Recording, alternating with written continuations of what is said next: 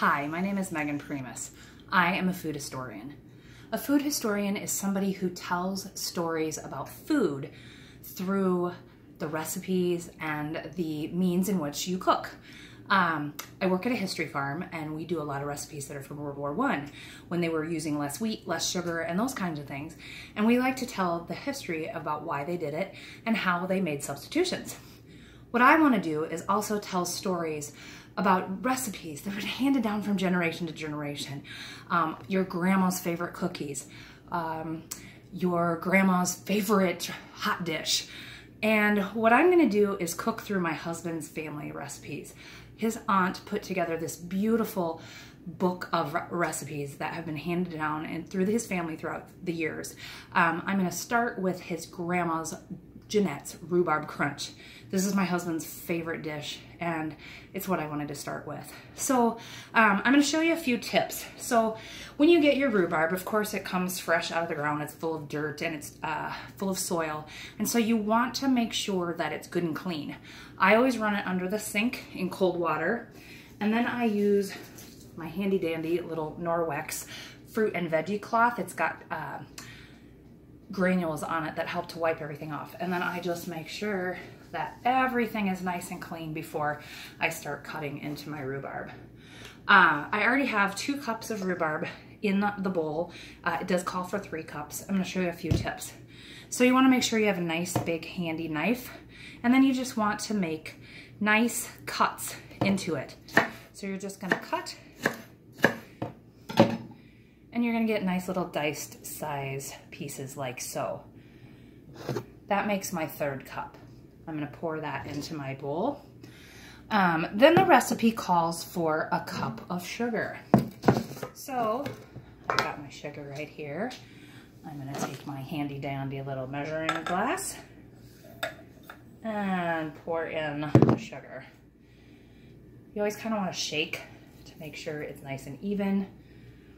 That's not quite a cup yet, so we're gonna add just a little bit more. I got a big glob there. Let's see.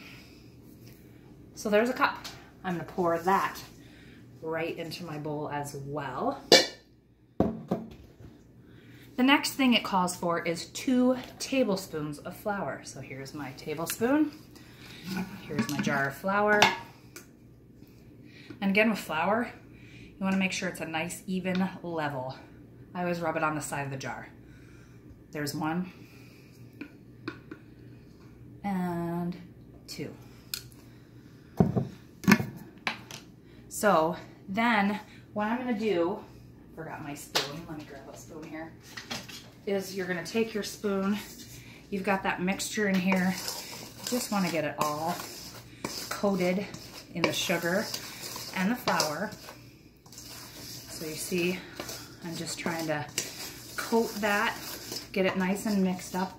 A couple tosses is good too. So you want to make sure that your rhubarb is covered in flour and sugar. And then what you're going to do is you're going to take this mixture, and I've got a 9x9 greased pan here. I'm going to just pour the rhubarb mixture right into my 9x9 pan. Spread it out in there. Some of my rhubarb chunks didn't get separated. I'm just going to make sure that the cuts are separated so we don't have great big chunks of rhubarb. It will all bake down though. Give it a little toss. I'm going to set that aside because now we're going to make the crumble. So the crumble is 1 cup of brown sugar. I've got a bag here. A little tip too, you always want to keep your brown sugar in the refrigerator. It keeps it much fresher that way. So again, I've got my measuring cup. And brown sugar, you want to make sure you pack it down nice and tight. So see, I'm making sure that I get it packed in. It always says firmly packed on most recipes. One thing too about rhubarb, working on the historic farm, I found that there are several different varieties of rhubarb. As you saw, the variety we have is a nice red rhubarb, and that's what most people think. But back in the 1860s, the rhubarb was mostly green and only the very ends would turn red. So people think that it's not ripe when they see that, but it actually is. It's just a different variety. All right, so that's 1 cup of brown sugar. This is my topping bowl. Plop that on in. And then we need 1 cup of oatmeal. Quick Oats. Same thing. We're just gonna pour in, and always make sure it's nice and even. Your 1 cup of Quick Oats. I'm gonna toss that into my bowl. And now a whole cup of flour. This is what makes that crumbly, delicious topping that we're gonna have. So again, pour some flour.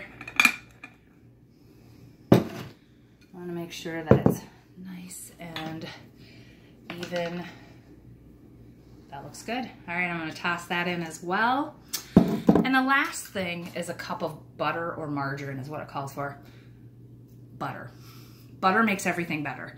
Margarine's okay, it's less, or people think that it's less calories, but really butter makes everything better. So I would say if it were me, always use butter. And that's what I've got here. So I've got a cup of pre-measured butter, softened a little bit. I'm gonna put that in as well. Make sure you get every drop. So I'm just kind of scraping out to make sure I get all of that yummy, delicious butter. All right, now that that's all in there, you're gonna do the same thing. You wanna just mix it all up, get it all mixed together. And butter, of course, is always kind of chunky. So you just kind of wanna knead it, flipping it around in there, like so. And you're gonna get like a real, like a crumbly, almost pasty-like topping is what you're gonna want to get here. So I'm just gonna keep mixing. So as I was saying, these recipes were handed down to my husband. His Aunt Sandy, who passed away about a year ago, had made these recipes. She was a printer, and so she printed them all. She created these cute little drawings. There's pictures. It says hot dish recipes, and it's a cute little picture. The one we're doing today says Jeanette's Rhubarb Crunch, and there's Jeanette on there with her recipe. And it's in this beautiful little box of all the recipes. And again, it's something special that is handed down.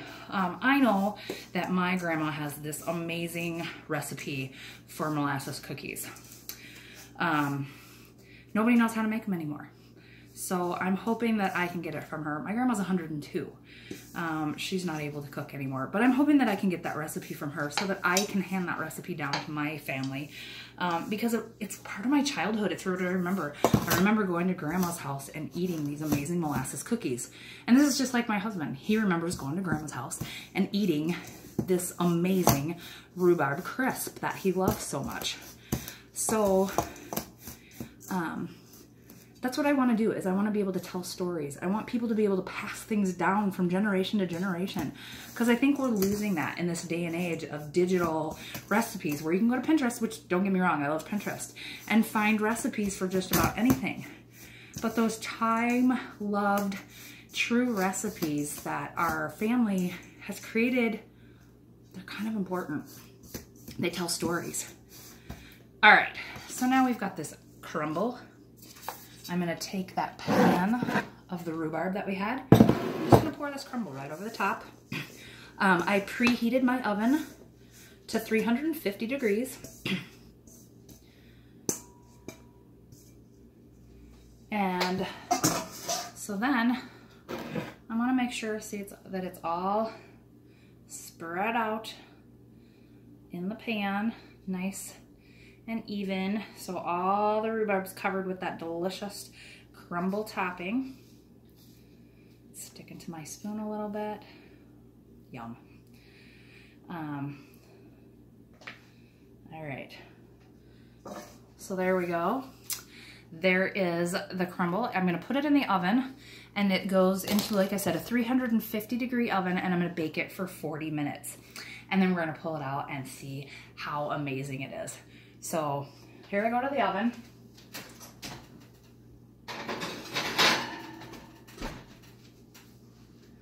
And I'll be back after it's done in 40 minutes. Thanks.